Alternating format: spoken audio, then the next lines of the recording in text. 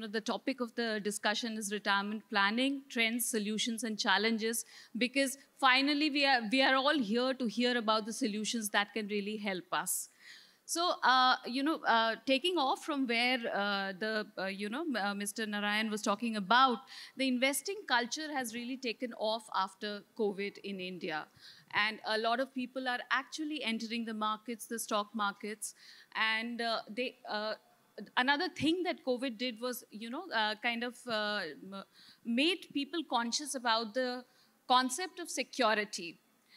But so we are looking at a lot of savings, increasing savings. But another interesting thing that we saw recently was Outlook Money did a survey with our knowledge partner Toluna, and we realized that a lot of people have started saving. And they actually say that they're saving for retirement planning. But when we probed a bit further, we put further questions. And then we realized that, there are other goals that take precedence. Now, normally that does happen. A normal middle-class person might want to fund their children first before they, think about themselves, because that is the Indian culture that we normally have. But the whole point is that how to balance this whole thing, and how to realize the importance of retirement planning. So here we have a mixed panel, like where we have, of course, Mr. Nilesh, Shah, Mr. Vishal, Ajit, Menon, and Krishan, Mishra. So I'll start with you, Nilesh. Like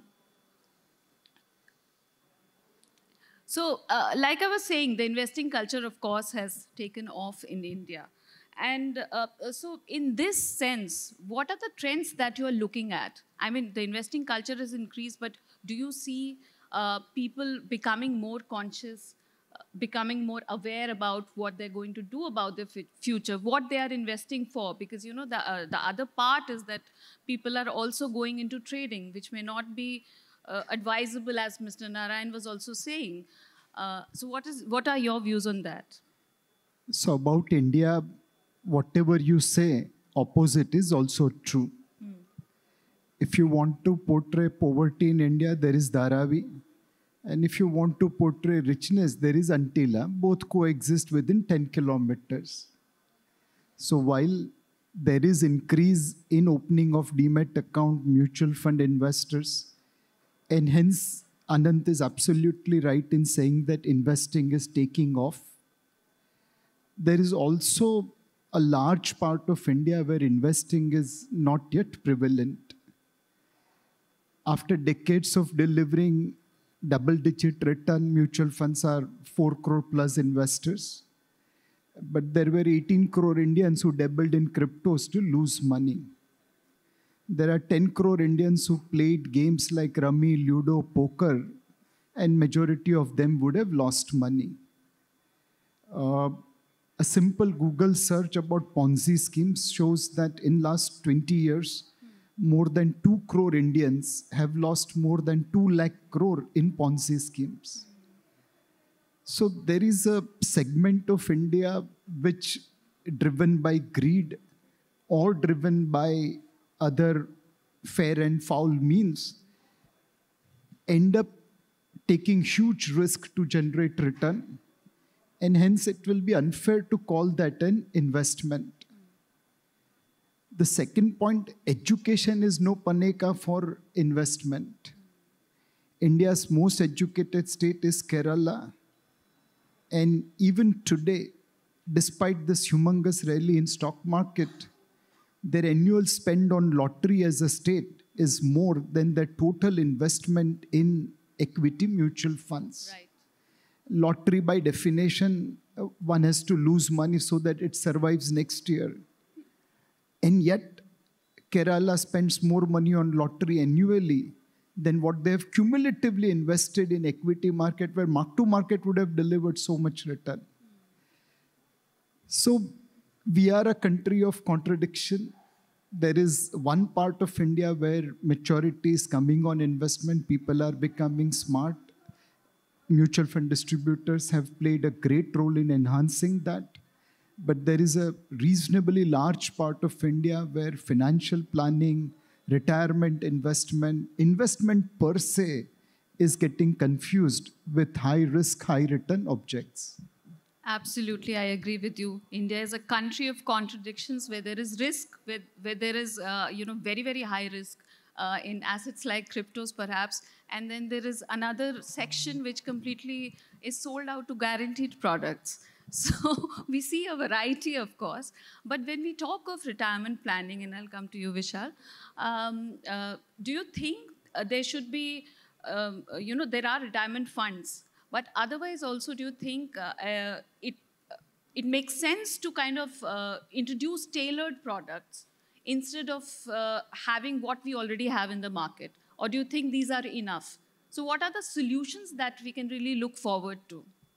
Right, thank you.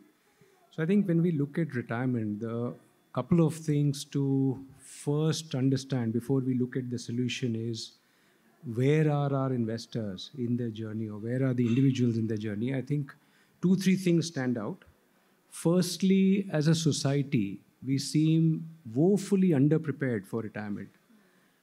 Most of us underestimate how much money we will need for our retirement because we don't really compound the costs that we are incurring right now and how our lifestyles will inflate over the period of time. So even when you do the maths at 30 or 35, you don't really take into account what your lifestyle will be at 60 when you retire. And then there are other factors like medical inflation, which will be maybe double the cost of regular inflation. So we underestimate, firstly. Two, most of us start very late.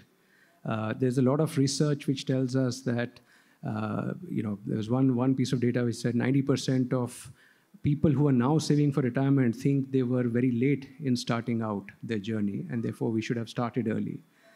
What this means is cumulatively that, and third is, if I may add, that most of us, when we think about retirement or retirement planning, even at 60, we are choosing fixed income oriented products. Yeah. And therein, the chances of really beating inflation and maintaining your lifestyle actually can be significantly challenged because you're not growing the asset. So we are also not taking enough risk when we think about our retirement corpus because we are largely sticking with what we think low risk, but the risk is it's not low risk in terms of volatility. The risk is you won't be having enough that you need for your retirement. So looking at these 2 or 3 challenges, I think there is a plethora of products, including those being offered by mutual funds. Whether you want to choose individual funds and build up your own plan through a registered or certified advisor or an MFD, or you can choose simple packages made by various mutual funds in the form of a retirement fund. I think it's not the product choice which is the primary issue. And of course, as markets develop, I'm sure different producers can provide much more solution. My belief would be it's about how you use the tools that are available. Are we getting enough growth assets into your mix when you're actually building up your SIP? When you retire, are we being too risk averse and sticking all the retirement corpus into fixed income, which means that over the next 20 odd years that you're going to live at, from 60 to 80, the theme here is 40 after 40. So assuming you're going to live at 80, for 20 years, you've got to allow this corpus to actually sustain you. And therefore, are we taking enough risk with that in terms of growth assets so that you can survive? And I would think the products are there. It's actually the usage that we need to work on. So, Ajit, I'll ask you, I'll come back to the guaranteed debate that we are talking about. So, of course, there are guaranteed products and there is a constant pull towards that. And especially in the, in the last 6 months with the FD, not 6 months, in fact, a year, FD rates have been rising. They have become extremely attractive. But at the same time, we also do see a growth in the SIP numbers. So does the MF industry as such see it as a challenge? And for our audience here, what is the balance? What is that perfect balance that one can look at, especially for a goal like retirement? Okay, so probably I'll take the second part first. Yeah. I think the biggest risk for retirement is actually longevity. The fact that you are likely to live longer than just a formula that one might apply where we do 30 years of working and, 30 years of surplus for retirement, or 40 after 40, as we would say it. The fact is that, I mean, in 2017, adult diapers were selling more than baby diapers in Japan. 2017 onwards, right? The second fastest growing age group in the US is 100 plus. So when we think about retirement and we think about this whole money equation, I think you are not going to find all your answers if you approach it from a financial lens. The biggest risk for retirement is the concentration risk of an individual earning money from a single skill. That's PGIM does retirement research. We are one of the only MCs that does research on retirement with Nielsen and IQ in India. We've done 2 reports, 1920 and 2223. And I think that to first figure this aspect, that when we look at people talking about retirement, they look at it as a negative aspect. Mr. Anantnarayan also said that when you think of retirement, it sounds morbid. You should call it financial planning in some sense. We think you should reframe the word retirement to financial freedom, like many advisors do, because it's very important to first get a positive aspect in this particular goal. Because our research says that people do not save and invest for unhappy goals. People only save and invest for happy goals. So whether it's your children's education, your children's marriage, buying a house, buying a car, when they come to retirement, they feel morbid, they stay a little away, they deprioritize it.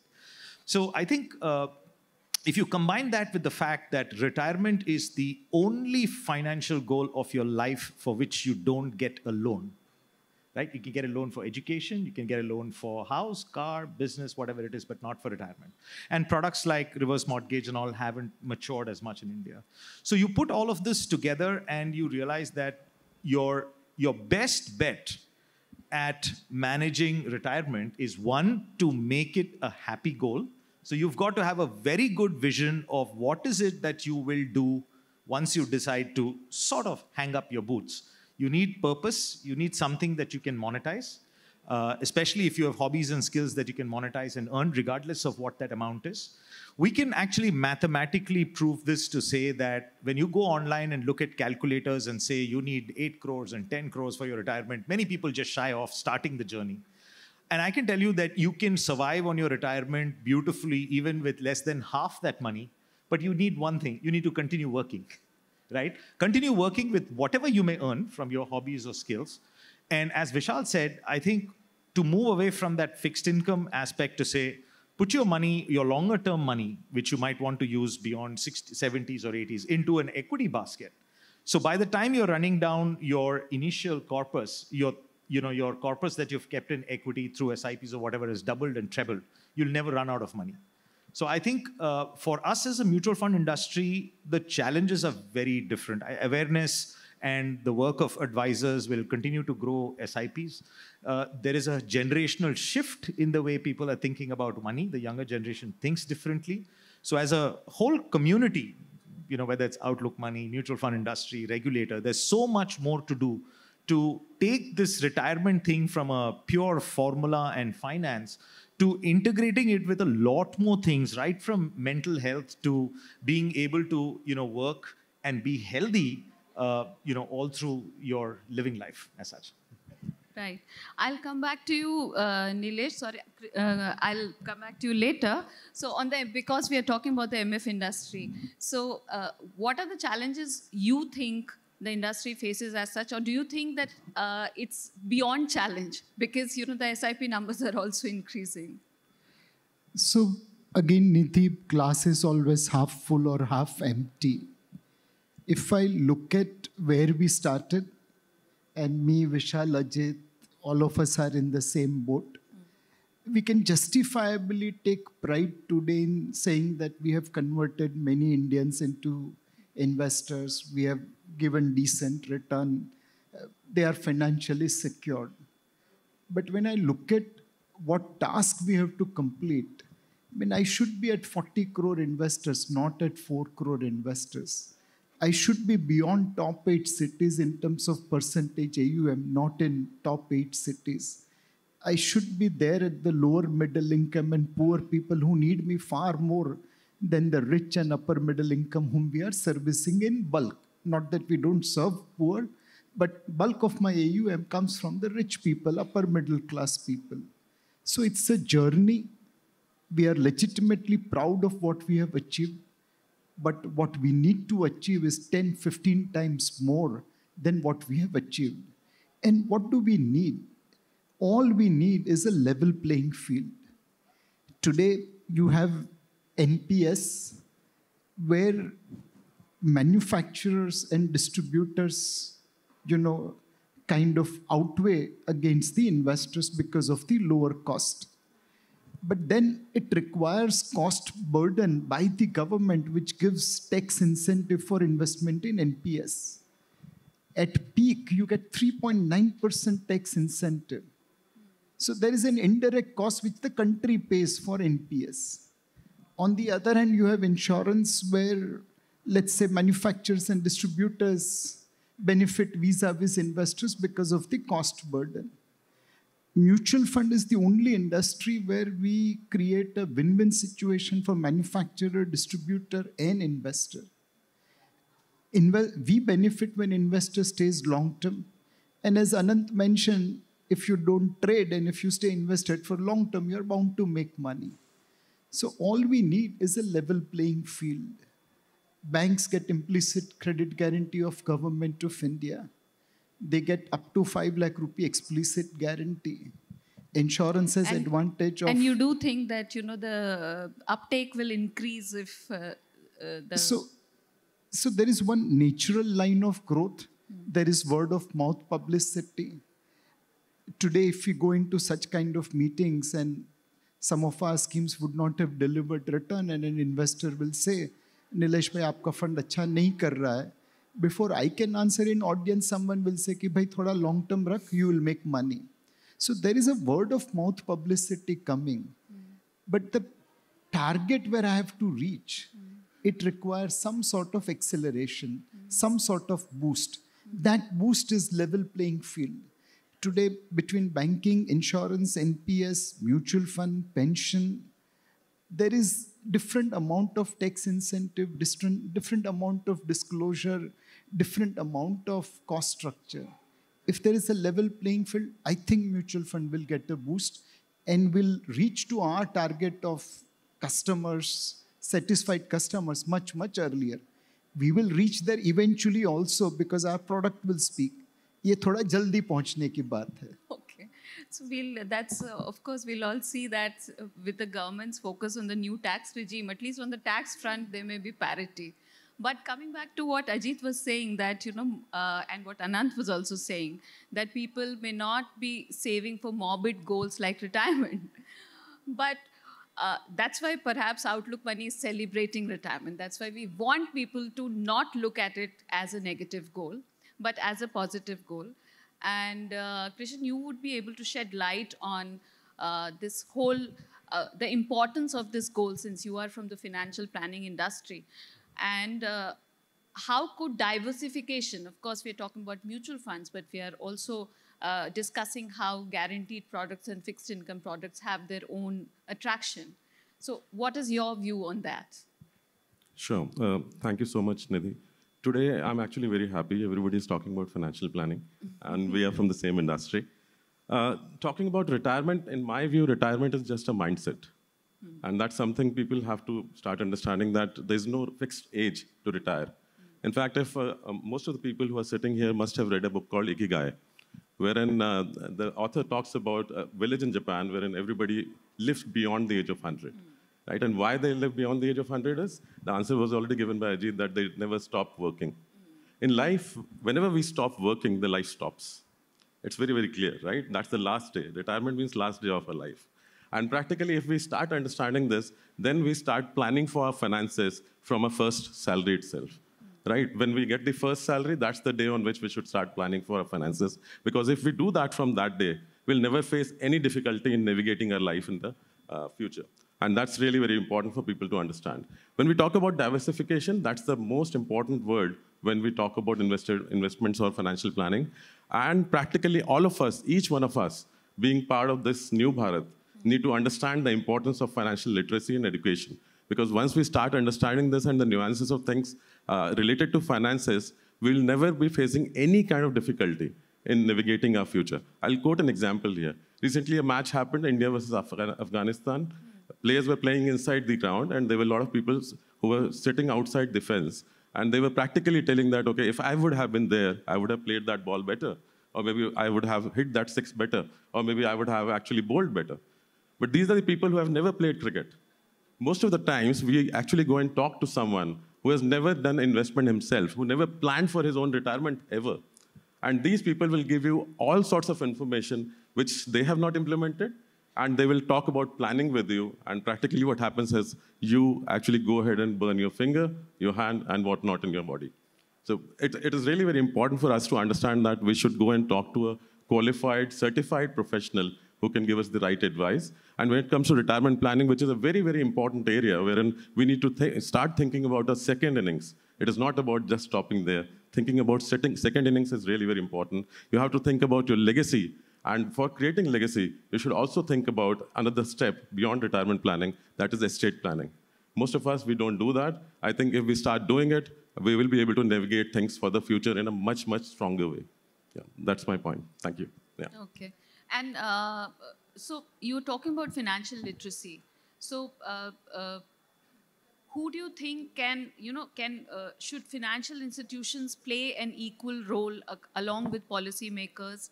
Or what is your kind of blueprint for financial literacy? Because we keep talking about financial literacy, but how do we kind of implement it on the ground?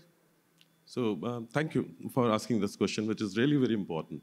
Now, I remember when I was in school, I was taught so many subjects. History, trigonometry, and mathematics, but I never used them, right? Instead of that, if school would have taught me the importance of money and money management, I would have done things better. So it's really very important for us to start early, from the school days to college to university, or whether we are doing an MBA. And interestingly, in MBA also, nobody teaches you about personal finance. In fact, I've seen a lot of people who might be working in the boards and managing and scaling their organizations really well, but when it comes to their own personal finances, they struggle. In fact, a lot of people who are professionals, whether they are accountants or MBAs, they struggle when it comes to personal finance. So it's really very important that we start teaching financial education from school level only, school to college to university. And interestingly, in the last 4 months, a lot of people spoke about it. The UGC chairman said that we need to introduce financial planning and personal finance in the university and college curriculums. AICD chairman spoke about financial education in MBA courses and engineering courses. In fact, irrespective of your field, whether you are doing a medical course or an engineering course or a BCom or an MBA, whatever you do, you should definitely go ahead and study about personal finance, and you should get educated on finances. The other thing which came up very, very recently is 2 weeks back, before, Madam Nirmala Sitharaman, she spoke about introducing financial literacy in schools. So I think we are on the right track. It's part of the UN SDGs also. We talk about the Sustainable Development Goals. Financial education is one of the sustainable goals for the Sustainable Bharat for tomorrow. Okay. Of course, we all know that mutual funds are becoming more and more popular as time is going by. So, Ajit, I would like to ask you, and especially because your company also has this focus on retirement with its reports and everything. What is the role that mutual funds can really play when it comes to holistic retirement planning? Like if we look at the overall goal. Well, when you say holistic, it's also for people who would have started early and, who are saving money for the future. And then we are also saying that people who have reached a point in time where they'd like to draw income from those investments, products available, which you can do that as well. So, and we clearly know already that the different categories that are available in mutual funds, they are very, very beautiful to leverage for any age group, really, for their goals towards retirement. So if you're young and you're starting off over the risk spectrum, you have good diversified products. Even if you wanted to go down the market cap chain to mid cap or small cap funds for a longer term investment, or if you're more conservative, a simple multi-cap product which gives you a 25% exposure to all the 3 market caps is great. a flexi cap is for people who might be a little more aggressive. They could possibly go for that as well. So for people who are starting on the financial journey, there is enough products across the risk spectrum to do. And for people who feel at a point in time that they'd like to draw an income from their investments, you have everything from the equity savings category to the conservative hybrid category to the balanced advantage category to aggressive hybrids and so on and so forth. Yeah. So it's a whole spectrum of funds that you can use for all kinds of requirements from a financial requirement point of view. Right. But when you use the word holistic, I just like to point back to what I was saying earlier, that it's not just about money. Yeah. It's a lot to do about health, mental wellness, and purposefulness about how you spend your time and what you do, as we were mentioning about ikigai and things like that. I think that's when it becomes holistic. I don't think mutual funds can do much to really answer that question on holistic. Who can do a real job about it is the advisor. Yeah, I really meant the financial holistic, actually. Yeah, so I mean, that's why I said that, it is really for people who start and people who want to do that. I understand that. But I'm just putting it in context to say that more than the mutual fund industry, it is the advisor community who really brings that holisticness, because we are manufacturers who are managing a product as per a mandate. But every household is unique. As Mr. Ananthanarayanan was saying, you have to know your risk. Now, who knows that risk? Whether we sit on a panel and discuss it, whether we are on TV, whether we write in a magazine, we will tend to generalize on, if this is what you're looking for, this is what you can do. But if every household is unique, it's only a good advisor who can sit with you, understand, what the challenges are, and tailor-make something for you. That is when it becomes financially holistic, according to me. But the last time we were talking, I think you were also mentioning the alternate assets that are coming up. So could you talk a bit about that on, what are the options there that... Well, when I look at alternate products, I don't necessarily would like to put them into this aspect of retirement at all. Okay. I think the community of people who invest into AIFs and PMSs don't need financial goals.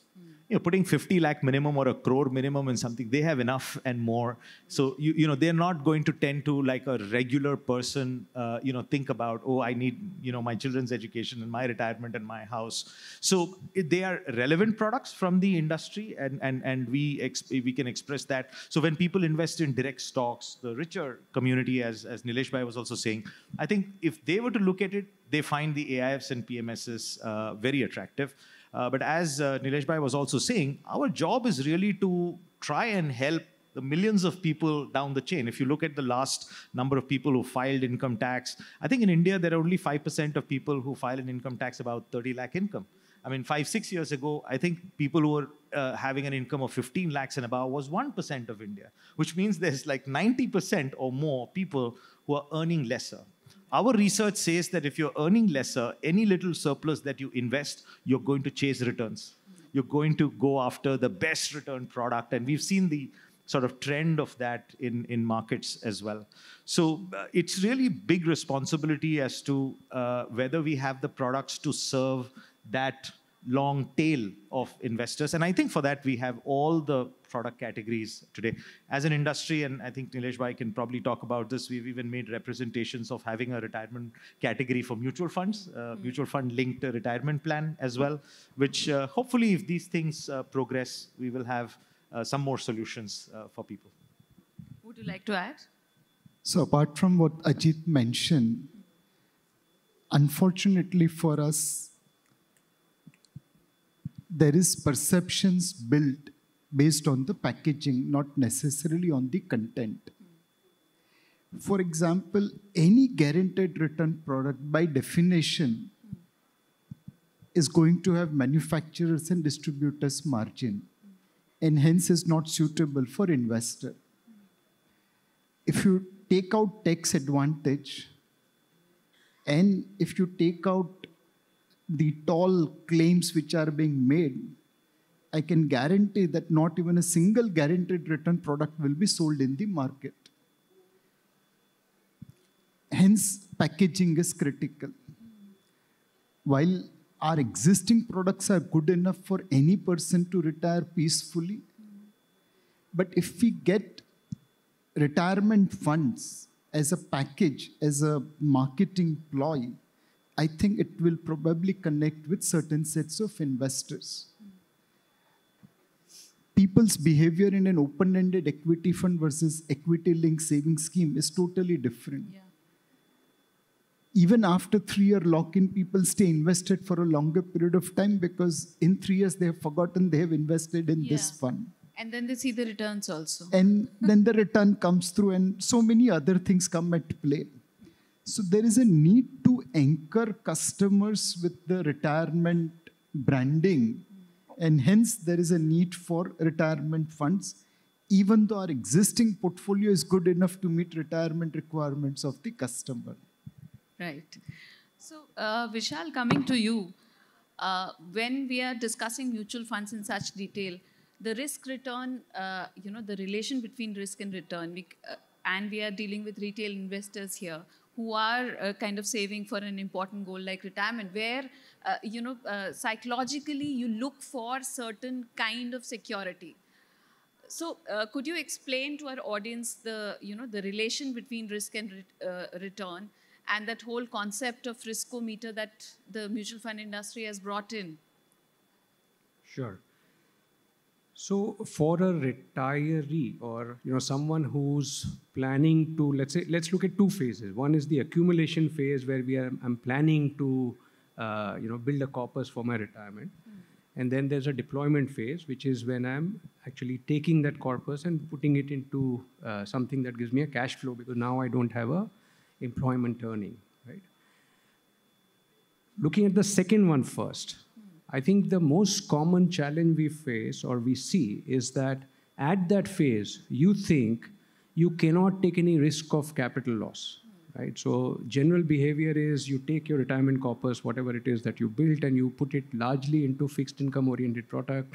Like Nilesh said, some of them may have some tax advantage or some return guaranteed, etc. The risk there, I would argue, is that you will, or rather your money will not last long enough. That's the risk. And that's because you are not taking what you think is risk by putting it into growth assets like equity. So you've built an annuity which gives you a certain cash flow, which is good when you're 60, 61, 62, 63, but in some time your expenses have outpaced that annuity income, and the annuity cannot grow, but your expenses have actually outgrown that. So that's the risk, for which you have to take a lot more growth-oriented assets, and that can be done at that point. So that's the second one. So the good and the bad risk is what you're talking about. So the good risk to take for a retiree is take some growth assets, because if we go with just the 40 after 40, you've got 20 years of income to be generated. And don't start thinking as if you've got 3 or 4 years worth of income to be generated. And most of us will underestimate how our expenses will grow. Most of us will look at our past behavior, which is when I was 50 or 60, underestimate how much medical expenses I will need, because keep in mind that will balloon after 60. So in most cases, you will be struggling with not enough corpus left because you were too risk averse, and that's the risk you're taking, which is you were not aggressive enough. In the first phase, similarly, I think the risk we face is we are chasing a return, not a goal. So when I'm 30 or when I'm 35 and when I'm 40, I think the behavior we see is that I'm chasing the best performing product rather than chasing my retirement corpus. So how many of us are actually hand on heart saying, okay, my retirement goal is to build a corpus of XYZ crores, right? Which is scientifically done. I've inflated my expenses, I've built this, etc. And once I've done that, frankly, I don't really care as much about whether my product choice was the best performing fund or the median performing fund, etc. Because I think the behavior we see is, in doing that, we end up churning our portfolio much too often and end up with suboptimal performance, right? And that's where I think the behavior that we spoke about earlier, a retirement fund, for example, in our mutual fund category, forces a 5-year lock-in. I think that's a great thing to have a lock-in in that product, because in 5 years, it's very likely that your habit is formed, you've seen the performance potential of the fund, and therefore you're likely to stick. So in that phase, I would argue that a retirement fund, an SIP with a retirement fund when you're 30s, maybe in 40s and 50s, an SIP with a lump sum into a retirement fund is a great way. Lump sum to top it up, because by that time you're saving more and you have bonuses, etc., etc. Top it up. What should be important is what's the corpus at 60, and are you getting there or not? And after that, are you growing it enough? Because you have to plan till 80, 85, 90, not just 4 or 5 years, which is what we were used to thinking in the past. Right. So, of course, we've spoken and talked and discussed about one of your favorite investment vehicles, which is mutual funds with a dose of financial planning, of course. And now I would like to take some questions from the audience. And please specify your name and the panelists you want your question to be answered by. Could you please pass on the mic?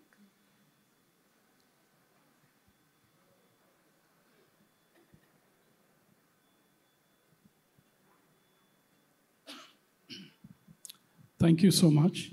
My name is Dr. Pramod Sadar Joshi, and the question is to Mr. Nilesh. Quite a fan of you, sir. The question is a little between wealth creation and spirituality, or right brain and left brain. So, any insights or tips you can give us about how to balance greed and fear? And the second question is, should a retired person venture into F&O? 2 questions.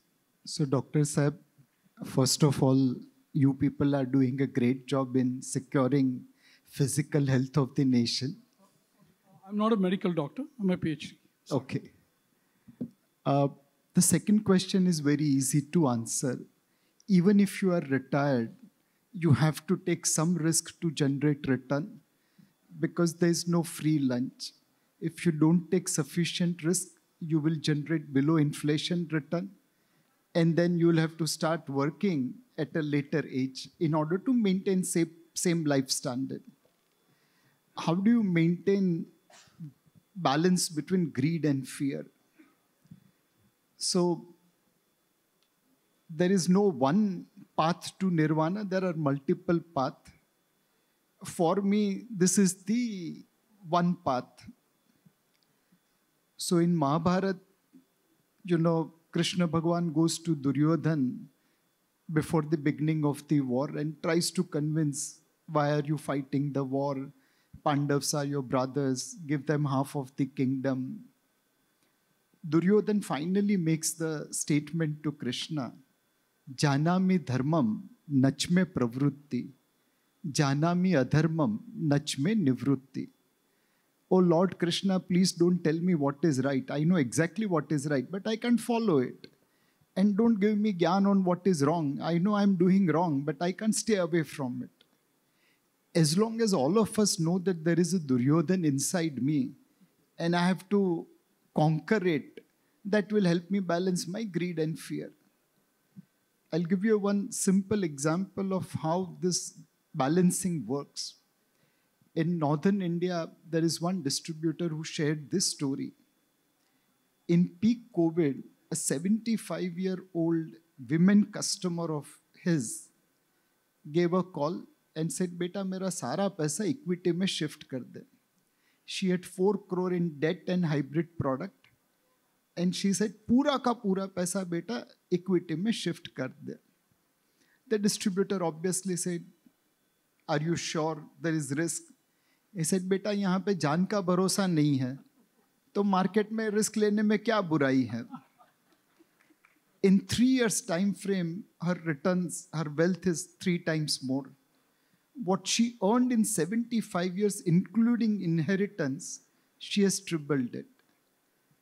Half volley mile, तभी छक्का मारना चाहिए. Now, कभी-कभी ऐसा भी होता है कि आप छक्का मारने की कोशिश करो, half volley pure boundary पे catch हो जाए. But that should not stop you from hitting the ball when there is half volley. And how will you do that? Controlling your Duryodhan.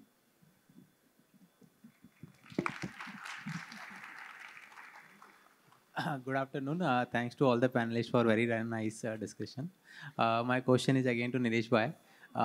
When you mentioned about half glass empty and half full and talking about the bottom of the pyramid, and one thing you mentioned is about like their financial awareness. And so when we talk about mutual fund going to that part of the segment of the entire customer, obviously the effort which goes into selling to that, or I will say cost of sales as well as the cost of operation goes high, because even the ticket size is low and their financial awareness is low. So how do you think the entire industry, all your peers, can work to make that part of the bottom of the pyramid to participate into this investment journey, while also helping you to keep your cost of sales and cost of operations in control? So frankly speaking, if I knew the answer, I would have already implemented. But you mentioned you want to fill the glass, right? Yeah. So So the reality is that we are also trying to figure out how to do it. For example, all of us have now 100 rupee SIP. But do I go and market it? Because for every 100 rupee SIP, the transaction cost which I incur is making it loss making. So I have kept it with the hope that आज जो 100 रुपये देगा, कल 1000 देगा, परसों 5000 देगा. But अगर मैं थोड़े स्केल पे कर दूँ तो मेरी नौकरी चली जाएगी. So we have to find out what is the workable model. One, I have to work with decision makers, policy makers to ensure that transaction cost comes down. I sit on the board of UID, where I have told them that, what service you give to intermediary at 30 paisa and 50 paisa, they are charging 35 rupees. Why don't you provide this service and remove the intermediary and lower the cost? Here as a consumer, I have been advocating that my KYC charges are very high. I need to lower it. So on both sides, I'm playing the drum, but there's only noise coming. The music has not yet come. So we have to keep on working. If you're persistent, one day people will realize your viewpoint. The second is I have to use technology to reach out.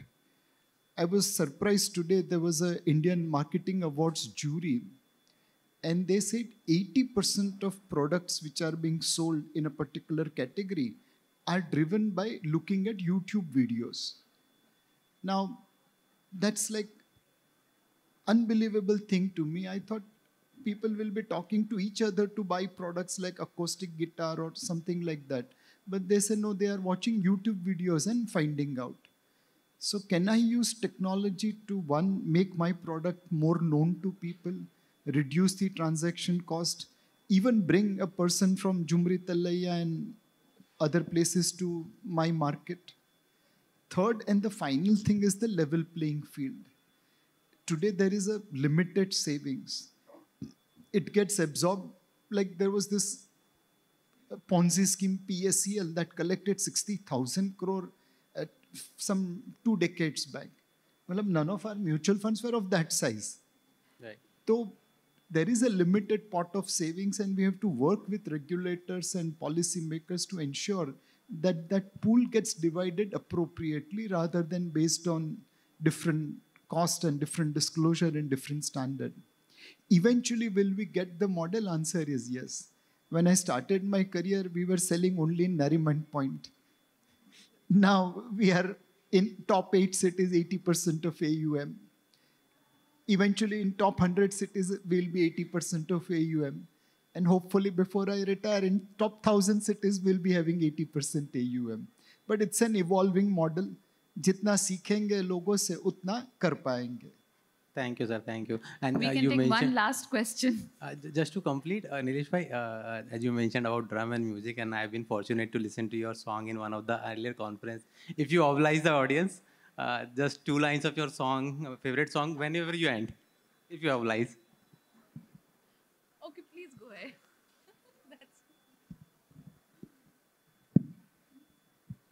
So I don't know which song you are referring to, but I'm saying this. ज्योत से ज्योत जगाते चलो, ज्ञान की गंगा बहाते चलो, राह में आए जो दीन दुखी, सबको गले से लगाते चलो. All of us are blessed with certain skills by God. If we manage our own money, we'll make far more money for ourselves. But we have to use this skill for the benefit of society. And most importantly, I'm not doing this for charity. I extract my pound of flesh from my boss. So we are one of the most luckiest people in this world where we get paid handsomely. And we also get blessed by our customers if we do our job correctly. Rao साहब, ऐसा नौकरी किधर मिलेगा अपने को? दुआ भी मिले और पैसा भी मिले. Okay, like I said, one last question. The gentleman there has been raising his hand for a long time.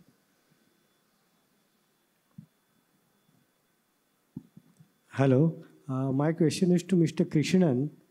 Actually, I am engineering professional, and now the job age or the income age is get reduced, mainly especially after COVID. Because after 50 company don't want you, so you have to generate your own money by passive generation. So regarding mutual fund tools, how you handle the lump sum investment, SIP, STP, and SWP in a smart way to generate the money? I think that, as I was mentioning earlier, if you have an individual need to tailor something in terms of managing the way your money is through SIPs, SWPs, especially as you're saying, post-COVID, you're now looking at living from an income that you have. It's very difficult for a manufacturer other than, you will see us having our investor awareness content or calculators on our websites that help you come to some conclusions. But my advice would be to, as Mr. Ananthanarayan also said, to get to an advisor you can trust through references of your friends. All the tools that are available in terms of technology tools, there are, there's a dime a dozen out there. Some of them are good, some of them are not so good. So how do you choose which tool will you use to get to your conclusions is where the advisor can probably help you to do that. Of course, I can help you get to advisors as well and talk to them. But that's the only way to do it. I don't think that I will have an answer to say, here's the tool that you will use for X, Y, or Z.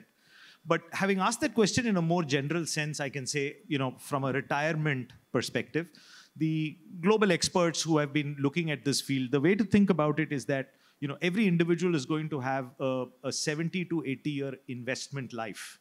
Means that you start income at 25, assuming that you're going to live to 95, you have a 70-year investment journey. So in that journey, you're going to see a couple of times the market goes down 40%, maybe 10, 20 times it goes down 20%, and maybe 50 times it'll go down by 5 or 7%. It's really for those times when the markets go down that you need help in terms of sticking to your investment journey. And that's where the advisor helps, of course. But more importantly, I think when we look at experts on retirement, one of the things that as a tool that they advise is to have a retirement emergency fund. While we talk of emergency fund, that everybody should have it, maybe 3 months of your expenses or 6 months of your expenses kept aside for an emergency. But for dealing with retirement, it's good to have a retirement emergency fund, which is at least 14 to 18 months of your monthly expenses kept aside. The reason for that is that assume that you have a 40% drop in the market like we saw during COVID, for instance. In today's world, I think the government, central banks, ministries, they will do what is necessary to not have that kind of financial shock. And you will probably find that in an average of 8-9 months, the market's back to where it started. So if you panic and get out of the market, that's where you will get an impact. But if at that point you're using your emergency fund and not touching your main investments, it helps you ride out that fear period and go back on your path of your retirement journey. So thinking about a retirement emergency fund, which is not the conventional emergency fund, but something which is a 14-16 month of monthly expenses kept aside, can be a very, very good tool, for instance. And the rest of the money can be invested into balanced funds, hybrid products. And that can give you, as we were all mentioning, the income and annuities that are required to beat inflation over periods of time. But maintaining a discipline is where sometimes people face a challenge, and that's where an advisor can probably help as well. Thank you. Thank you. So lots of takeaways today, and I hope our audience enjoyed this session. On that note, thank you so much, gentlemen, and thank you to all of you.